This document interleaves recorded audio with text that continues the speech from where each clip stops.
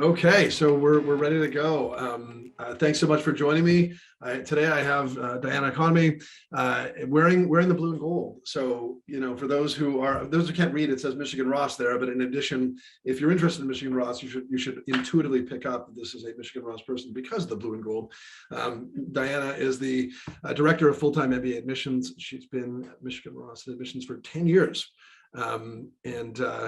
And is someone I've known for a while and known to be a very, as I like to point out, the good people in admissions, because I feel like applicants are still apprehensive sometimes about engaging with admissions, and it's good to see a smiley face on the other side. So thanks to Diana for joining me, and thanks to Michigan Ross as well.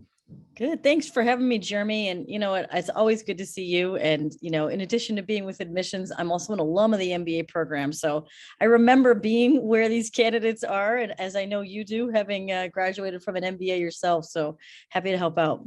So this is an improvisational form here. Now I got to ask you: is your favorite professor from when you were there, when you're an alum? Are there one or two of your favorite professors who are still teaching to this day? Oh my gosh. Yes. There are so many great professors. I love Professor Anil Karnani, who was the first strategy professor that I had, and really got us into a cold call mode and getting through some great strategy cases, but just really good content and just so smart that really enjoyed learning from him. And then, another class that still happens, although taught by a different professor that I love, is called the CEO class. At least informally, it's called the CEO class. I think the official title is Leadership in Changing Times. And every week, a different team presents as if they're the executive team of a company that's going through crisis. But their classmates are no longer classmates. They're now customers, competitors, analysts, regulators, with very specific name tags in front as to who they represent. And you call on them and they ask you questions during a role play. And the actual executive that went through the crisis is sitting and watching the role play. Oh, wow. And comes to the front of the class and actually says, well, that got a little blown out of proportion by the media. Here's how we actually handle this particular situation.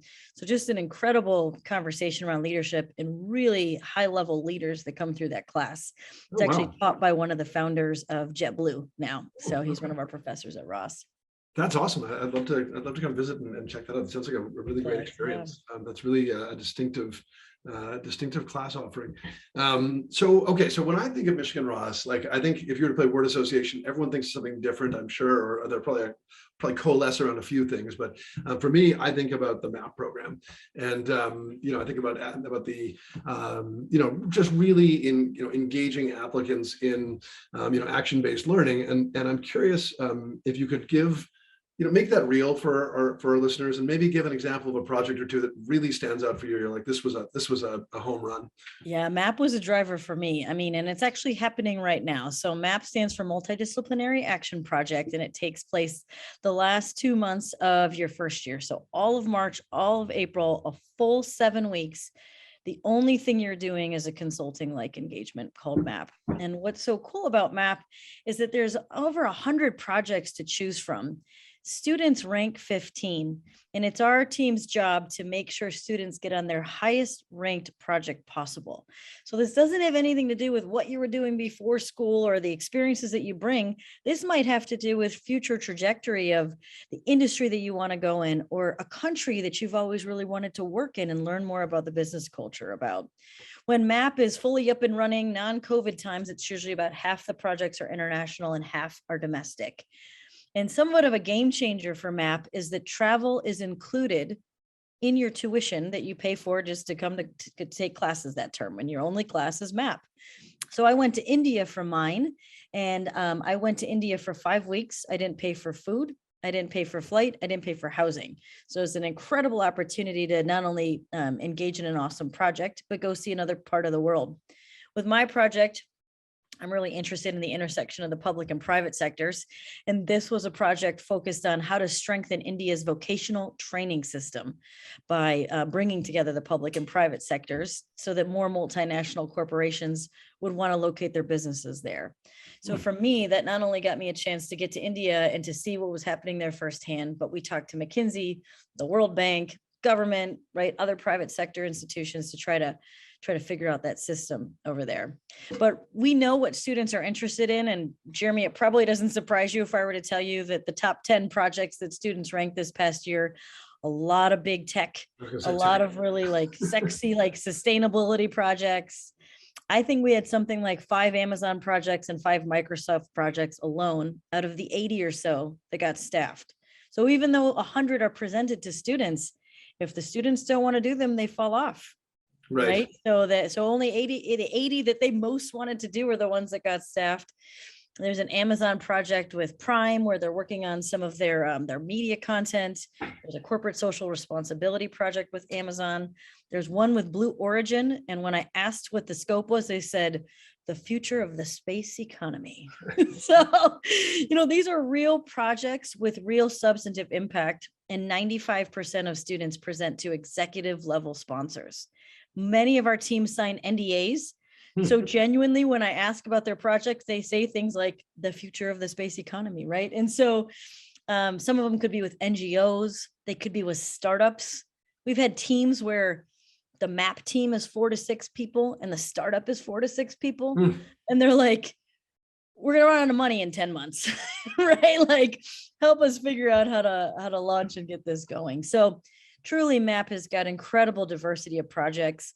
And importantly, your team is going to be people from all different backgrounds, countries, experience. And that's part of the beauty of being able to deliver those projects that the students are actively working with these executive sponsors on, Right. with the guidance of faculty to just help with some of the kind of thinking about some of the assumptions or data collection, things like that. Right.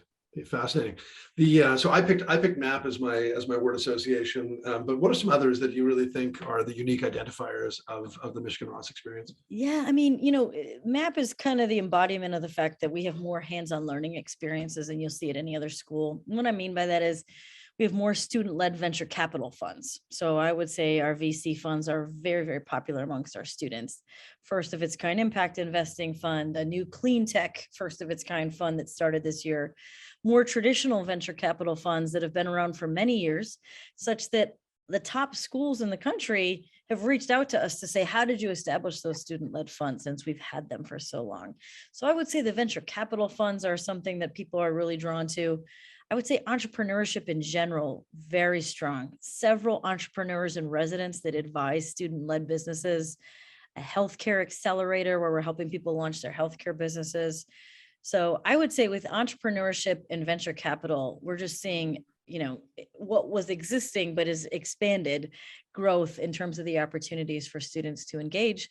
And I would say most are interested in that, right? So people might say, this is what I want my internship to be, but I want to make sure I'm leaving with this understanding and this skill set, these Right. experiences around entrepreneurship and VC.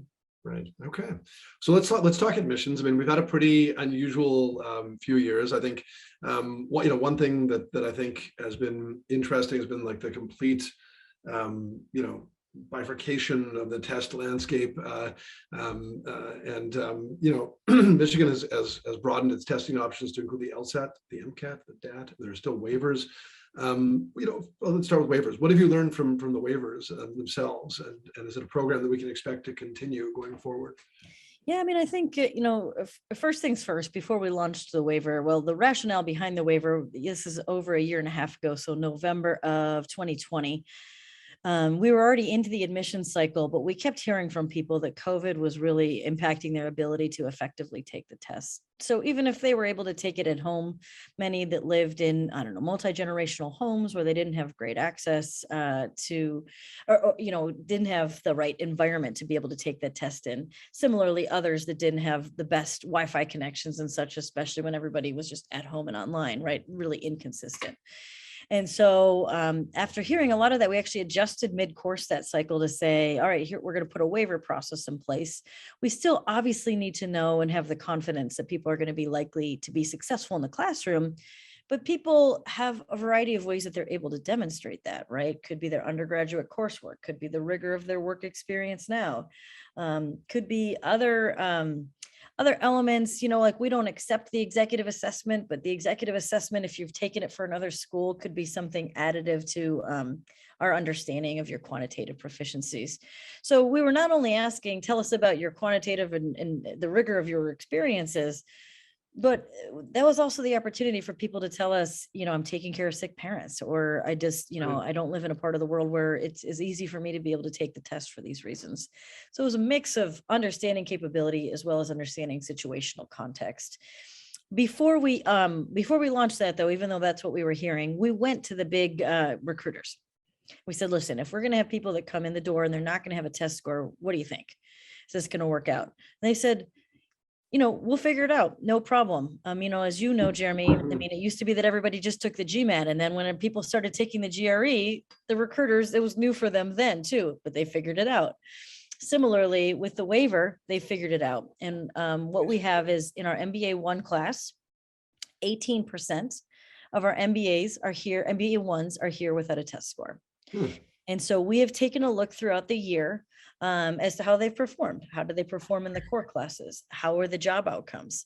And so what I'll tell you is what we heard from the recruiters stayed true, which is to say people are still getting top job outcomes with the waiver, right? Can I tell you the depth of it? If it's the individual capabilities, were they a math major with a 3.9? I mean, there's very well could be other circumstances that allowed for that success, certainly their own personal capabilities, but I'm seeing successful job outcomes in the classroom. What I saw is that a lot of our folks that had waivers ended up having waiver as a result of being an engineering major, being a business major, or coming from industries that we felt confident with their backgrounds. And so their classroom showed up too, right? Not surprisingly, they did fine in the classroom experience. So as a result, even though we started this under the basis of COVID, we're evaluating it now with better data in hand. Right. Of maybe COVID's not preventing people as much as it was in the past with trying to take the test, but does it still make sense given a really busy workforce and a busy applicant base for us to continue it? And that's still in consideration. And we'll be announcing that here probably in the next month or two as we finalize our evaluation of this year. Right. Okay. I don't mean to put you on the spot with this, but I think what I'm hearing you say is that for certain applicants, the GMAT is less relevant because they've got those skills that that prove their competence, and it's being borne out through their performance in the class, and they're getting jobs. So I guess the question becomes, what is the relevance of even having what's the relevance of a high GMAT average at this point? Like, why don't we have the GMAT as a threshold test? Someone like the EA, where it's like, okay, we just know this proves your competence. I mean, that's the point of a standardized test, is to prove competence, as opposed to say, okay, here's 2 more points than a peer school. So it's a very long leading question, but what's the relevance of a GMAT average at this point? It still can be an indicator for some of these top hiring firms, right? If you've got a certain score, it might make its way to your resume. And if a company's screening against resumes, and that's one of the things on there, it's still old habits, right? Around some of this stuff where it's not just us utilizing it, could be external stakeholders like employers. But I think you're right, Jeremy, in thinking about this question on a broad basis. And I think one of the things that people don't fully understand is, for example, something like the US News, right? US News ranking, 25% of the US News ranking is admissions. And as you know, 25% is what deans think of other schools, 25% is recruiting outcomes, 25% is what recruiters think of schools. But the 25% admissions outcomes that the US News uses, the biggest percentage of that is the test score. Right. So they have historically used that. And to the extent that people use rankings, it's just something to be mindful of. Rankings are fed in part by the admissions outcomes that suggest the higher score. Now, nobody's ever going to go after just a higher score to not pick the right class. Right. So that's really where the art of admissions comes in. Of you don't just want people that are good at taking tests. You really want to build that well-rounded class. And I think we've done a good job of looking well beyond what does the test score mean to other traits that you might find in a recommendation letter, other parts of the app that are going to tell you more about a candidate's perseverance. When you show up in class, are you going to put the work in? Are you going to go to office hours if needed? Are you going to be able to multitask to the full extent that is needed as an MBA student? None of that's really measured in the test, right? That's all of the things you need to look at around the test. And we do. And, I think sometimes we weight some of those more than others, especially if we don't have the test score. We've got to look to these other factors to be able to do that. And we're seeing it play out that people are successful with the waivers. Right. Very interesting. I mean, so obviously COVID has upended so many things, but is there a silver lining somewhere in terms of, is there something new that the school is doing or that admissions is doing that you're like, well, we're glad to know about that. We're going to stick with that going forward. Is the top school with an online MBA program, right? So we've had an online MBA for the last couple of years. We invested significantly in technologies well before a lot of our competitors did, which is to say, when things went online, we were much better prepared to do it from a faculty perspective, from a learning perspective, from a best practices perspective. And so I feel good about that. And so while we don't expect to go back online at all, I think, the fact that we were ready and able to adapt quickly helped. Where I think it's been really awesome to really bring different stakeholders into the room is with alumni. Our alumni base has always been crazy passionate about giving back and being a part of all of this. But now we're able to take that passion and have a real way to bring them into the experience. Doesn't mean alums aren't going to come through. In fact, they do and will, and I expect it to be even more so as people feel more comfortable being in person. But really having that access through technology to be able to beam folks into various conferences, speakers, events, and more has been great. And I think it's going to be even better when we can have them back again in person. But I think we have that foundation to be able to build from. Right. And we already talked about how MAP, previously was so international in nature. Is there a view to next year where some of the international travel and the international components of the MBA program will be back? Is it too soon? Yeah, right. It's a good question. I mean, we're in 11 different countries right now with MAP. So people were in Kenya, Singapore, India, Israel, just within the last weeks, right? So we have 11 different countries. I was talking to a team that's going to San Francisco next week. So even just some domestic travel that's coming back. So that's been really great with MAP. Our student body president was talking to our admitted students this past weekend, and she said, I've been to 10 countries since I've been here. She's about to graduate. And actually, none of those experiences were study abroad. Now, study abroad has come back, and a lot of people are doing study abroad. But what I love is, we had a huge trek, probably 80 students that went to Colombia on a Colombia trek. We have a student from Andorra. It took like 20 or 30 people to Andorra over spring break. There was a Patagonia trip. So, one of those things is like sort of where is travel happening formally, through the MBA experience, which study abroad is back. MAP is bringing travel back. We have some travel courses that are coming back online. But in terms of travel in general during the MBA experience, it's here, right? And I think to the extent that the students feel safe and are able to travel over the breaks and things that they have been doing so successfully and bringing their classmates along to their countries too, which I think is a cool part of those treks where it's somebody from that country basically showing their classmates their home country. Times have certainly changed. When I did my MBA, I was eating ramen and refusing to take any trips until I had a summer internship. They're getting job offers earlier too. Yeah, So, yeah, exactly. And MBA pay tends to just keep going up and up and up. So so the argument is certainly there for it. Which actually maybe that leads me to another question that I had for you, which is, what is the situation for internationals getting jobs in the United States is obviously not maybe as unpredictable as it was a few years ago, but it's still unpredictable. What do you say to an international who is nervous about their employability in the States beyond their graduation? Our international students are crushing it. So I take very close look at the data. So I do a variety of things with the data. So as we get a graduating class, I take the outcomes and I actually match it against the admissions, the inbound, right? I take the inbound and I match it against the outbound. And in between, I put people's grades, I put their club involvement and experiences that they've had, where they went on their MAP project, just to try to take a look at some of the through lines. And with our international students, about 60% of our class goes into tech or consulting. And it's about 75% of our international students. Not surprising. Those are the companies that are sponsoring, but those are also the companies that are really hiring big numbers. And so, it's always going to be such that, the fluctuations in the market or politics and such in the US are going to impact those things. But to the extent that we have a foundation that is valued by the employers and a lot of success in getting international students placed in really compelling jobs, I think it continues to perpetuate, such that actually you're going to see this class that we bring in this fall is going to be more international than the one prior.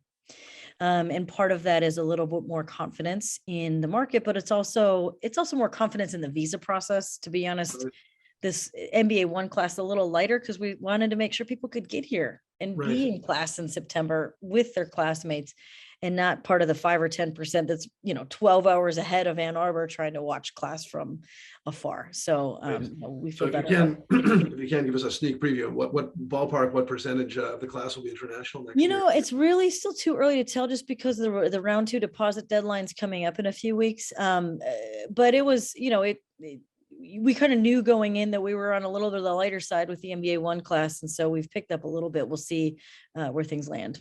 Okay, so this gets me to a question I love asking, which is how intentionally are you shaping a class? Like, are you meeting at the beginning of the year and saying, okay, I know it's not like so dogmatic where it's like, well, like 6% of this and 4% of that, but like, are you saying, like, generally speaking, we know how we'd like this class to, generally shake out, and then do you adjust as you evaluate the pool, or is it like you just look at the pool and you're like, this person looks interesting, let's just take a look, and you sort of look afterwards at kind of how it looks in aggregate in terms of stats?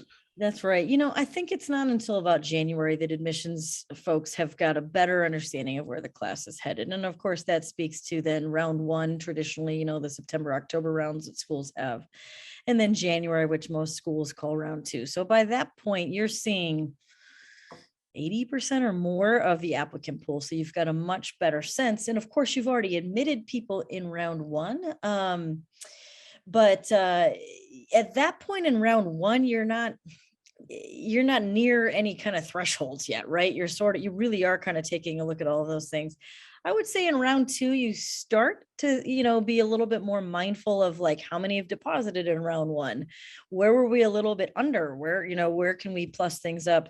But I think candidates feel like it's some kind of quota or real specific, on a country by country or this or this. It's not. It's more directional than anything else. I think with the percentage of international, as we were just talking about, the biggest question there is just, can we place everybody, right? Is everybody going to be able to find a job? All things being equal, if that weren't a limiting factor, might the classes look a little bit different? Probably. But that's why most schools have X percentage roughly of international students. With some of the other measures, it really is pool dependent. It's the strength of the quality of the pool and, the most qualified candidates. What does that look like? So, it is kind of a candidate by candidate basis. It really is. It's more an art than a science, for sure. And so many of your peer schools have launched the deferred MBA programs. Yeah. Is that in the offing at any point for Michigan Ross? Is there a reason why Michigan Ross hasn't? Yeah, we have a sizable Masters of Management program. It's actually quite a large size program. And with the Masters of Management, of course, it's intended for, think of it as the 5th year, after undergrad, right? You do a 4-year undergrad typically, and this is like usually the next year after. And it's intended for non-business majors. So it's engineering, liberal arts, everybody that's not a business major. And so, my colleagues that recruit for that program do go into the undergraduate programs and sort of, speak about the Masters of Management. And they do then talk to the MBA experience at that point. But, it's something that's always kind of out there, but I think it's a little bit of, the Masters of Management program is a really good option for folks that are really ready now to drop into business versus, I think when folks are 3 or 4 years out, sometimes they're not sure, right? At 22, what do I want to be doing at 25 or 26? And they lock in that option to have the optionality of it. I get that. But I think for those that really want to tag on a business focus after their undergrad, the Masters of Management's a good bet. Okay, great.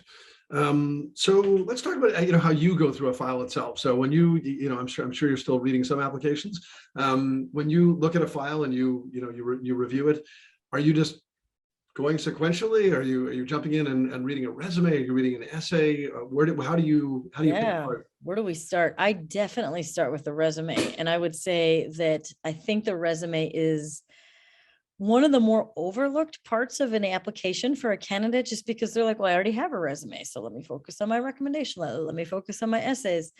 But I really think in one page, you can tell a lot. I think sometimes candidates are like, I don't have a place to talk about A or B or C or D. Well, the resume is like the last, 10 years of who you are, something like that, right? So even though it's one page, being really strategic with the resume, I think, is really critical. And so I can see quickly their academic path and trajectory, their work experience, their standout accomplishments.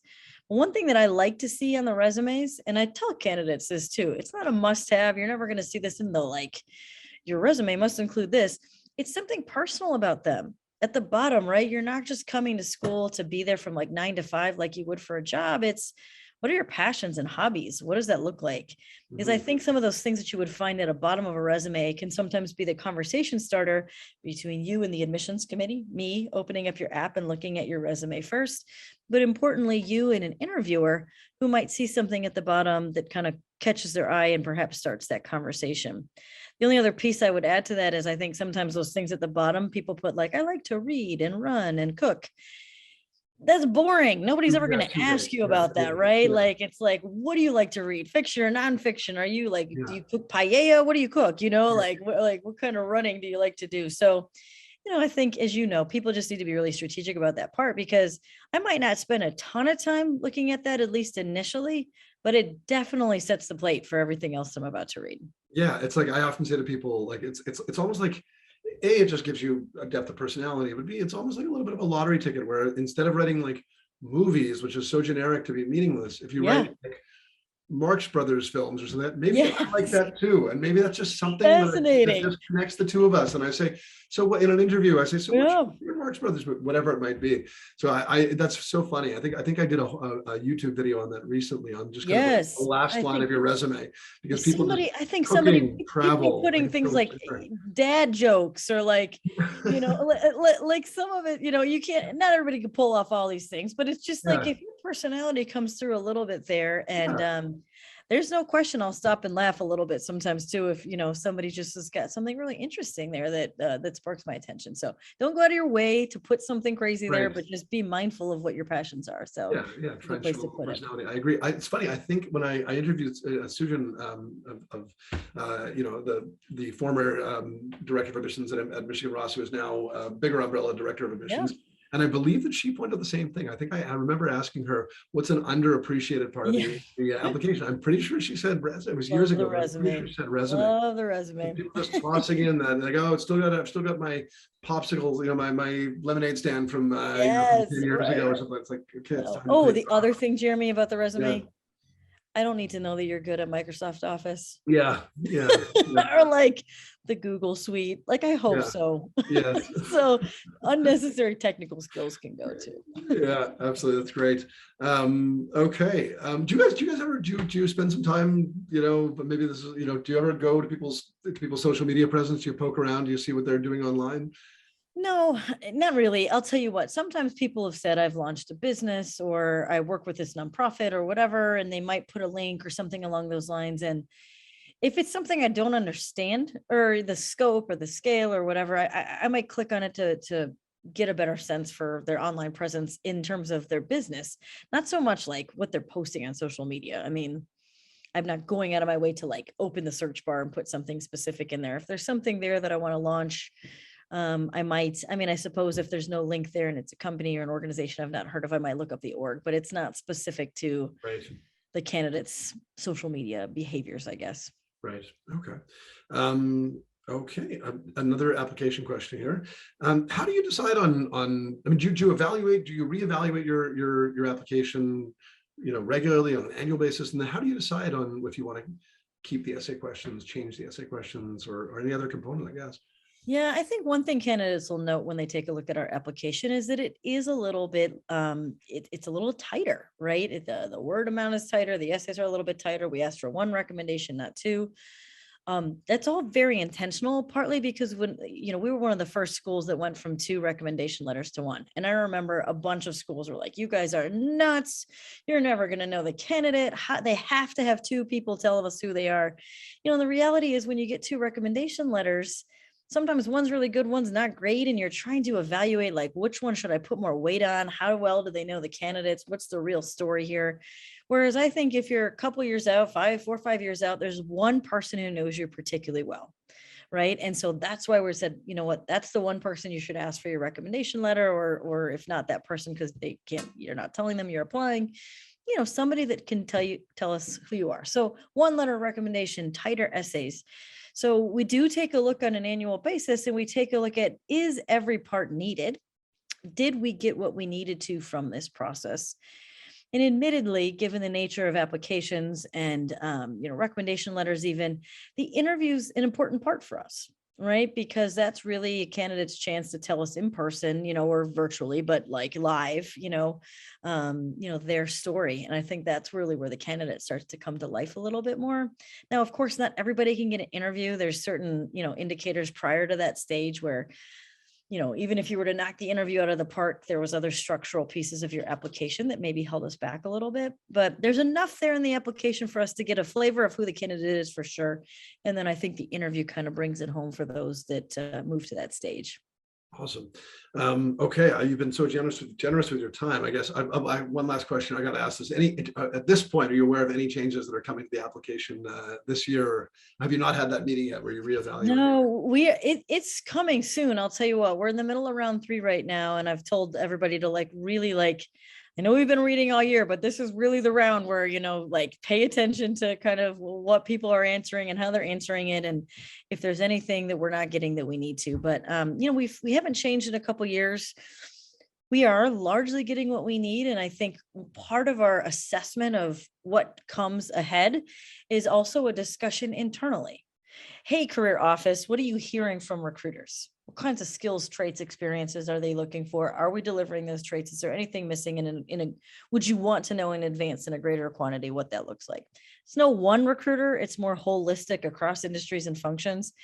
And usually we're pretty well aligned already with what's happening there. We might talk to professors. We might talk to our program office to say, what are some traits of successful students? What does that look like? If people are struggling, what are you noticing? And how can we try to put an application together that helps us assess that better? So far, so good, but we'll see. And those conversations are yet to come. Okay. You've been so generous with your time. I think my question sheet has come to an end, although I could probably go back and find a few that we skipped over, but thank you. Thank you so much. Thanks for bringing this, the enthusiasm for the school, the pride in the blue and gold. I should match that up whenever I do these. I should wear. I'm gonna get you some gear. I'll send you some gear. That's awesome. That'd be great. But no, thanks so much for sharing and for your candor and enthusiasm. And I'm sure we'll really appreciate this. So good to see you, Jeremy. Be well. Absolutely. Okay. Thank you.